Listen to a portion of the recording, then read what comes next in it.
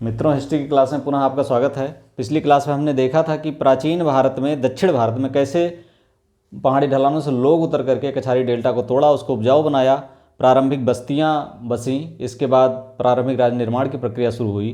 प्रारंभिक जो अशोक के अभिलेखों में हम शुरुआती राज्यों का नाम पाते हैं, चोल, चेर, पांड्य और सत्यपुत्र, इनकी पहचान लगभग कर ली गई है। केवल सत्यपुत्र जो है स्पष्ट रूप से नहीं हो पाया है कि कहाँ के हैं, कहाँ के थे।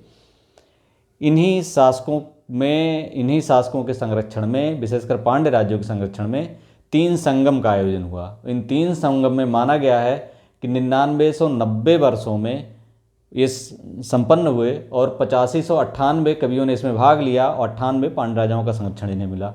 लेकिन ये अत्यंत अतिशयोक्तिपूर्ण है। ये निश्चित है कि तमिल संगम का आयोजन हुआ और इसमें तमिल महाकाव्यों का, तमिल ग्रंथों का प्रणयन हुआ। और ये इतने प्राचीन तो नहीं है, लेकिन ईसा के शुरुआती शताब्दियों से 6वीं शताब्दी या 8वीं शताब्दी तक के भौतिक अवशेषों का, भौतिक संस्कृत का ये परिचय देते हैं।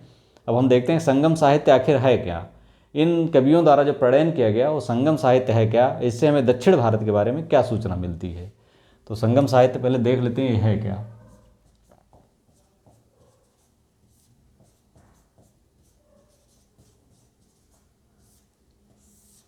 सबसे पहले देख लेते हैं कि ये संगम साहित्य, जो संगम का आयोजन हुआ राजाओं के संरक्षण में, 3 संगम साहित्य की जो एक रूपरेखा थी वो क्या थी। यहाँ से क्वेश्चन पूछे जाते हैं, तो यहाँ पर हमने लिखा हुआ है, इसको आप देख लीजिए।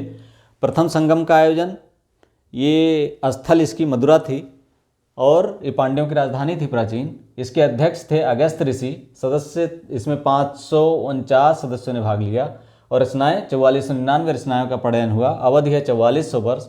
संरक्षक इसे 89 पांड्य शासक थे। उपलब्ध ग्रंथ कोई नहीं। सबसे पहला संगम ग्रंथ के कोई ग्रंथ उपलब्ध नहीं है। दूसरा है द्वितीय संगम, स्थल कपाटपुरम अलवे। संस्थापक इसके भी अगस्त्य ऋषि थे, लेकिन कार्यकारी अध्यक्ष तुलकापियर थे और सदस्य इसके 49। संरक्षक थे 59 पांड्य शासक और उपलब्ध ग्रंथ तुलकापियम, एकमात्र उपलब्ध ग्रंथ तुलकापियम है।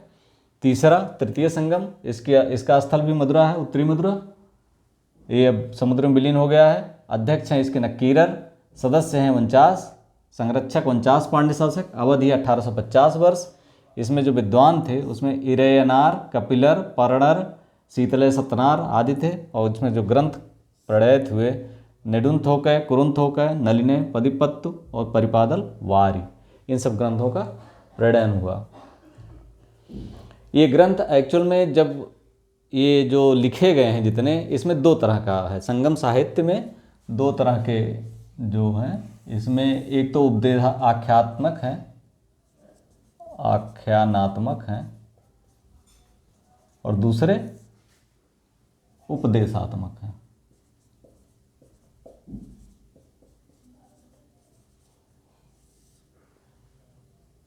इन्हें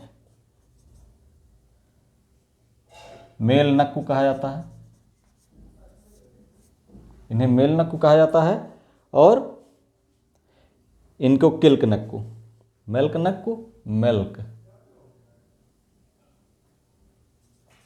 और किल्क नक्कु।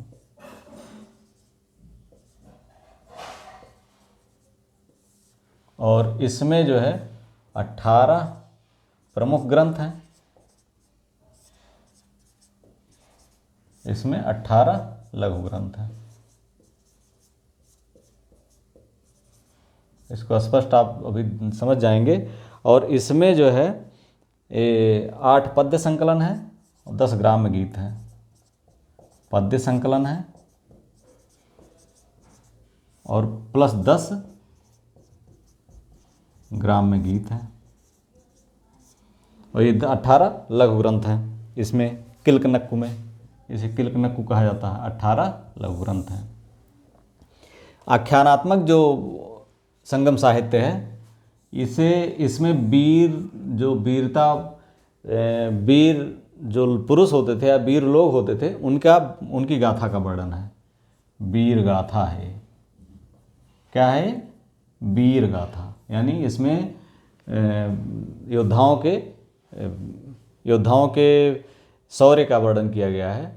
और इसमें बताया गया है कि किस तरह से जो प्रारंभिक संगम के लोग थे, प्रारंभिक संगम साहित्य में जो व्यवस्था थी वो वैदिक साहित्य से अलग नहीं थी। वैदिक में भी लोग पश्चारक अधिकतर थे और यहाँ भी पश्चारक ही थे, क्योंकि जो अवशेष मिले हैं इनके समय के उसमें मूलतः जो लोहे की चीज़ें मिली हैं उसमें कृषि के औजार कम हैं और लड़ाई के ज़्यादा हैं। इससे लगता है कि ये लोग अभी भी प्रारंभिक कबायली अवस्था में थे। कबायली नहीं कह सकते हैं, लेकिन एक प्रारंभिक अवस्था में थे, जंगली अवस्था में थे और राज्य निर्माण की प्रक्रिया से गुजर रहे थे। इसलिए इसमें लड़ाई के पशुपालन इसमें ज़्यादा होता, मछली पालन, चूँकि तटीय क्षेत्रों में ये रहते थे, समुद्र करीब था, तो मछुआरे थे, शिकारी थे। ये अधिकतर मछुआरे थे, शिकारी थे और योद्धा थे। एक दूसरे से लड़ करके, छीन करके, झपट करके, नोच खसोट के खाते थे और उपजाऊ वाला काम या पैदा करके खाने वाला काम परंपरा अभी प्रचलित नहीं हुई थी इस समय। अगर ये देखा जाए तो इसका मूल कारण, इसका हमारे इसके निष्कर्ष निकालने का यही कारण है कि यहाँ पर जो कृषि के औजार हैं, जैसे वैदिक युग में देखते हैं कृषि के औजार वहाँ भी नहीं पाए जाते हैं, यहाँ भी यहाँ पे संगम युग में कृषि के औजार नहीं पाए जाते हैं, बल्कि लड़ाई के औजार ज़्यादा पाए जाते हैं। तो इससे स्पष्ट होता है कि महापाषाणिक लोग जब सभ्यता की प्रारंभिक अवस्था में पहुँचे तब भी कृषि बहुत उन्नत नहीं करते थे और ये लड़ाई या आपस में वर्चस्व का समय चल रहा था, जैसे वहाँ महाजनपद काल में चलता है, उससे पहले जस्ट पहले जनपद काल में चलता है, कबीले कबीले लड़ करके बड़े हो रहे थे। वैसे यहाँ भी छोटे छोटे क्षेत्र लड़ रहे थे और संभवतः जो 3 राज्य हैं उनके बनने की प्रक्रिया चल रही थी। स्पष्ट हो गया होगा। इसके बाद यहाँ पर जो इसमें जो वर्णन है उसमें हम एक चीज़ और देखते हैं कि जो योद्धा थे लड़ते लड़ते मर जाते थे, उनके सम्मान में बीरकल स्थापित किया जाता था। बीरकल मतलब उसकी प्रस्तर मूर्ति स्थापित की जाती थी। प्रस्तर के मतलब उसमें प्रस्तर का ही प्रयोग किया जाता था। ये बताता है कि पाषाणिक लोगों के द्वारा ही ये परंपरा शुरू की गई, क्योंकि महापाषाणिक परंपरा यहाँ पर वर्तमान थी और पत्थर की भूमिका अभी नगण्य या चली नहीं गई थी। पत्थर की भूमिका अभी भी महत्वपूर्ण बनी हुई थी। जैसे हम वैदिक काल, उत्तर वैदिक काल में देखते हैं, वैदिक काल में पशुचारण प्रमुख था, उत्तर वैदिक काल में कृषि होने लगा, लेकिन जो पशु थे उनकी भूमिका लगातार बनी हुई थी। भले ही उनका बल दिया जा रहा था और सब किया जा रहा था, लेकिन पशुओं के बिना जीवन अभी संभव नहीं था। वैसे यहाँ भी है कि महापाषाणकालिक लोगों की जो संस्कृति थी वो संस्कृति विद्यमान थी, भले ही जो इनकी पीढ़ी थी 2-3 पीढ़ी आगे, 4 पीढ़ी 6 पीढ़ी आगे बढ़ चुकी थी और ये सभ्यता के या प्रगति के पथ पर आगे बढ़ चुके थे, लेकिन अभी भी महापाषाणकालिक प्रवृत्तियाँ हावी थीं। यहाँ समझ गए होंगे। और इसके बाद है उपदेशात्मक ग्रंथ। इसमें विभिन्न ग्रंथों, विभिन्न लोगों के लिए आचार नियम बताए गए हैं। विभिन्न लोगों के लिए आचार नियम की इस समय जो है यहाँ पर जो जातियाँ थीं, ब्राह्मण का वर्चस्व प्रारंभ हो गया था, क्षत्रिय योद्धा थे ही, वैश्य थे। वैश्य मतलब ये इसकी जगह पर बेल्लाल कृषक थे, ये प्रमुख भूमिका निभाते थे। जो राजा था, राजा के जो बेल्लाल होते थे ये धनी किसान होते थे और इनसे शासक वर्ग का संबंध लगातार बना हुआ था, क्योंकि शासक और किसान में भी बहुत ज़्यादा फर्क नहीं था। वहाँ भी देखते हैं कबायली जीवन में, ऋग वैदिक और उत्तर वैदिक काल में अभी भी शासक और किसान और राजा के बीच में फ़र्क नहीं था, क्योंकि इतना अवशेष उत्पादन नहीं हो रहा था इन लोगों के पास कि ये अवशेष उत्पादन से राजा इतना बड़ा हो जाए और किसान की संपत्ति इतनी छोटी हो जाए कि इतना गैप हो जाए कि उसके पास ना पहुंच पाए। तो अभी ये स्थिति नहीं बनी हुई थी। जो वैश्य थे वो बेल्लाल थे, कृषक थे और इनके द्वारा इनमें वैवाहिक संबंध ये बड़े बड़े प्रशासनिक पदों पर भी निर्धारित थे, क्योंकि इनके द्वारा ही लड़ाई, युद्ध आदि का संचालन किया जाता था। लड़ाई आदि में भी भाग लेते थे और कृषि कार्य करने के कारण अवशेष या जो उत्पादन व्यवस्था है उसमें मुख्य भागीदारी होने के कारण इनकी भूमिका बनी हुई थी और शासक वर्ग के नज़दीक थे। इसके अलावा कडेसियर होता था, चटाई बुनने वाले, मछुआरे, शिकारी, ये सब वर्ग यहाँ पर बने हुए थे। अब वर्ण व्यवस्था जो उत्तर भारत की, वो धीरे धीरे यहाँ पर हावी हो रही थी। ब्राह्मणों का प्रमुख स्थान हो गया था। ब्राह्मणों को हम देखते हैं कि वहाँ पर करिकाल ने लाखों स्वर्ण मुद्राएं दान दी थी, तो यहाँ पर ये व्यवस्था बनी हुई थी लगातार। इसके अलावा अगर देखा जाए तो इस व्यवस्था चली रही थी इसी समय जब रोम से व्यापारिक संपर्कों के द्वारा इनकी व्यवस्था चलने लगी और उपदेशात्मक ग्रंथों में इसके कृषि के या व्यापार के, वाणिज्य के इसके अल्प संकेत मिलते हैं कि किस तरह से ये व्यवस्था आगे बढ़ रही थी। उत्तर भारत के पाटलिपुत्र का संगम कवियों को उत्तर भारत के पाटलिपुत्र का, मगध का, गंगा नदी का ज्ञान था। जैसे मेगस्थनीय पांड्य राज्य का उल्लेख करता है, वैसे इन शासकों को या इन कवियों को गंगा नदी का उल्लेख था और ये पाटलिपुत्र के बारे में अच्छी तरह जानते थे। कुछ और जो संगम ग्रंथ हैं, प्रमुख संगम ग्रंथ हैं, उनकी भी चर्चा कर देते हैं। जैसे तोलकाप्पियम,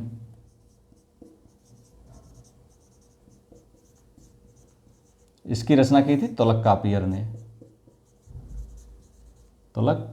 ने। ये एक्चुअल में है तो व्याकरण और अलंकार शास्त्र का ग्रंथ। ये व्याकरण और अलंकार शास्त्र का ग्रंथ है तोलकाप्पियर। इसके अलावा तिरुक्कुरल, क्या है? तिरुक्कुरल, इसकी रचना की थी तिरुवल्लुवर ने। इसके बाद जीवक चिंतामणि है,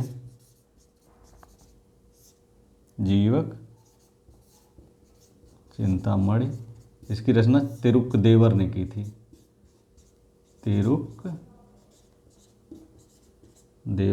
थी।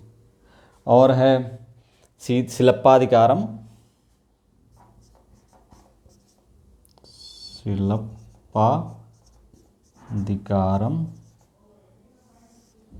इसकी रचना की थी शीतलय सातनार ने।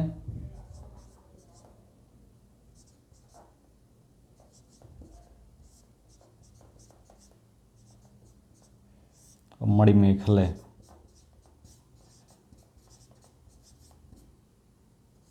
इलंगो आडिगल।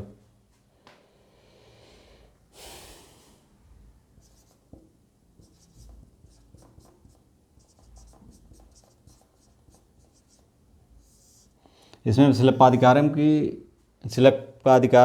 एक्चुअल है तो एक जैन कवि द्वारा लिखा गया है। ये कोवलन एक धनी किसान था और धनी व्यापारी था, और माधवी जो कावेरीपत्तनम की एक वेश्या थी, इसके प्रेम संबंधों का इसमें वर्णन किया गया है, जिसमें जो एक प्रमुख जैन दृष्टिकोण से लिखा गया ग्रंथ है। इसके अलावा मणिमेखले जो कोवलन और उससे माधवी से उत्पन्न एक पुत्री जो है, उसकी साहसिक जीवन यात्रा के बारे में इसमें इलंगो मणिमेखले वर्णन है। ये जो है ये महाकाव्य हैं तमिल ग्रंथों के, ये मणि माने जाते हैं, इसको मणि माना जाता है। और उसकी साहसिक यात्रा का वर्णन है इसमें। ये एक जो है बनिया ने लिखा था, कावेरीपत्तनम के एक बनिया ने लिखा था इसको, और इसमें उसने उसकी साहसिक यात्रा के बहाने अपने धार्मिक सिद्धांतों का वर्णन किया है। और ये ग्रंथ प्रेम कहानी पर लिखे जाने के बावजूद ही धार्मिक ग्रंथ ज़्यादा हैं। इस तरह से इनसे क्वेश्चन भी आते हैं। तोलकाप्पियम व्याकरण, तिरुक्कुरल, जीवक चिंतामणि, तिरुक्देवर, शिलप्पाधिकारम, शीतलय सातनार, मणिमेखले, इलंगो आडिगल।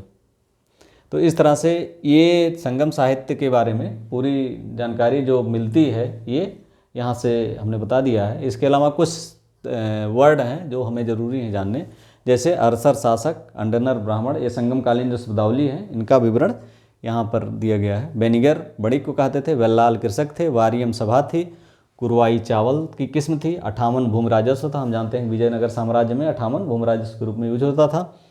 उल्गू को पथकर कहा जाता था। चतुर्वेद मंगलम, दान की गई करमुक्त भूमि जो ब्राह्मण को दान दी जाती थी वो चतुर्वेद मंगलम थी। पेरूर बड़े गांव, सिरूर छोटे गांव, एनाड़ी सेनानायक, मालाबर डाकू, और कुरंजी पहाड़ी, ये तो बार बार पूछा गया मिलाने वाला। कुरंजी पहाड़ी के लिए यूज शब्द है संगम में, मुल्लाई जंगल के लिए यूज शब्द है, और मरुदम उपजाऊ क्षेत्र के लिए, और नेतल तटीय क्षेत्र के लिए। इसको याद कर लीजिएगा, ये चारों बहुत ही इंपॉर्टेंट हैं, ये हर एग्जाम में बार बार पूछे जाते हैं। आप पेपर उठा के पिछला देख लीजिए। कुरंजी पहाड़ी, मुल्लाई जंगल, मरुदम उपजाऊ क्षेत्र, नेतल तटीय क्षेत्र। इस तरह से अगर वीडियो अच्छा लगा हो तो लाइक, सब्सक्राइब एंड शेयर। और नेक्स्ट वीडियो मॉडर्न इंडिया शुरू होगा। मॉडर्न इंडिया में अभी इसका जो चोल का पोर्शन है कुछ समय बाद इसको शुरू किया जाएगा, लेकिन मॉडर्न इंडिया से जो पुरानी एनसीईआरटी है उससे हम चैप्टर वाइज एक चैप्टर करके प्रत्येक चैप्टर का अध्ययन करेंगे, और बीच बीच में इसमें चोल का जो दक्षिण भारत के और राज्य हैं, प्रारंभिक राज्य के बाद जो राज्य निर्माण हुआ, उनकी चर्चा अगले क्लास में करेंगे। लेकिन ये अगली क्लास जो होगी मॉडर्न इंडिया की होगी। Thank you.